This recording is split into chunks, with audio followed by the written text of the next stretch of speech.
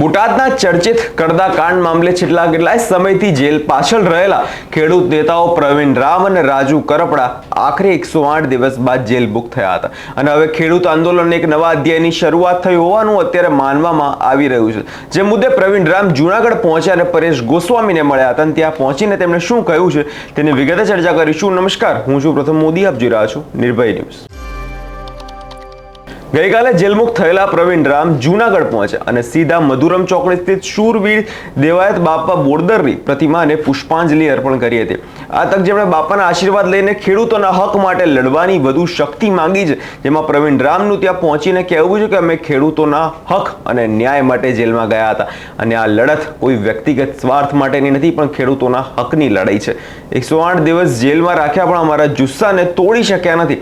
આગામી સમયમાં ખેડૂતો માટે આંદોલન વધુ તેજ બનશે જેવી ચીમકી પણ આપવામાં આવી છે। સાંભળીએ પ્રવીણ રામે વધુમાં શું કહ્યું અને પરેશ ગોસ્વામી શું કહેવું છે અને નજર કરીએ દ્રશ્યો પર। ખેડૂતો માટેની લડાઈ 108 દિવસની જેલની લડાઈ લડ્યા બાદ આજરોજ હું અત્યારે જુનાગઢ ખાતે મધુરમ ચોકડી ખાતે આપા દેવાયતના સ્ટેચ્યુ પાસે એમને હાથોરા કર્યા છે, એમના ચરણોમાં વંદન કરી અને એમને પ્રાર્થના કરી છે કે આવનારા દિવસોમાં ખેડૂતોની લડાઈ લડવા માટેની હજુ વધારે શક્તિ આપે। એટલા માટે કે આપા દેવાયત જે છે એ બલિદાનનું પ્રતીક છે। એમણે પોતાના દીકરાને આ રાજ્ય માટે બલિદાન જ્યારે કર્યું છે ત્યારે ચોક્કસથી એમાં પ્રેરણા લઈ અને આવનારા દિવસોની અંદર ગુજરાતના ખેડૂતો માટે હજુ પણ જેટલું બલિદાન અમારે આપવું પડે એટલું બલિદાન આપવા માટે તૈયાર છીએ અને બલિદાન આપીને આવી જેલો તો કદાચ ગમે એટલી જેલો થાય હજુ પણ બલિદાન આપી અને ગુજરાતમાં ખેડૂતોની લડાઈ ચાલુ રહેશે અને આ લડાઈની અંદર ગુજરાતના ખેડૂતોને પરિણામ મળશે। પ્રવીણ રામ, પ્રદેશ ફ્રન્ટલ અધ્યક્ષ, આમ આદમી પાર્ટી। બોટાદની અંદર જે કડદા કાંડ થયો હતો ને એ કડદા કેસની અંદર અનેક ખેડૂતો અને ખેડૂત આગેવાનો છે એ લડત લડ્યા હતા। આ લડતની અંદર લગભગ 85 જેટલા ખેડૂતો અને ખેડૂત આગેવાનોને ઉપર ખોટા કેસ કરીને જેલમાં પૂરવામાં આવ્યા હતા। એમાં ધીમે ધીમે અલગ અલગ જે ખેડૂતો છૂટ્યા પણ જે આગેવાનો હતા, જેમાં ખાસ કરીને રમેશભાઈ મેર હોય, પ્રવીણભાઈ રામ હોય, રાજુભાઈ કરપડા હોય વગેરે આગેવાનો હતા। અને આજે 108 દિવસ પછી જેલ મુક્તિ થઈ છે। એટલે જેલ મુક્ત થયા પછી સીધા જ અહીંયા જુનાગઢ પધાર્યા છે।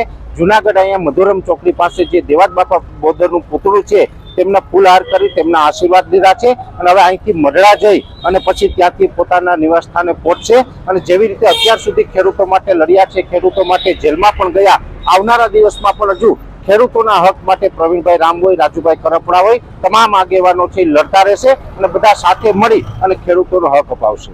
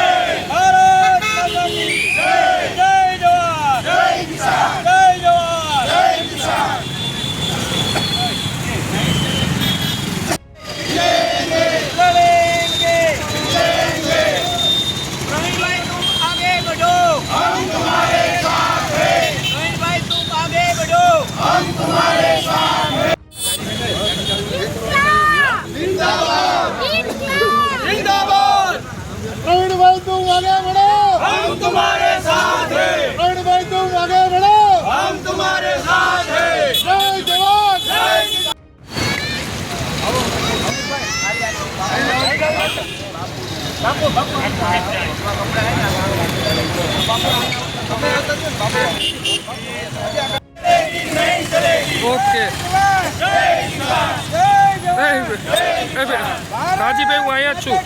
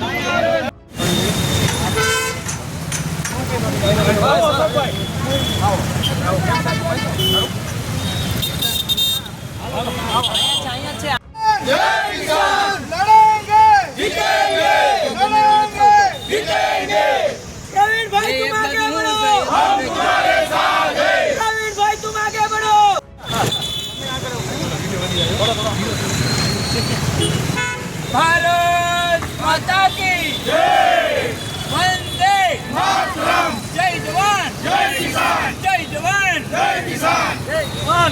પાછળ સેટ રહીજો ભાઈ તમે जय जवान એક રહીજો जय जवान जय किसान, भारत माता की जय, भारत माता की जय, इंकलाब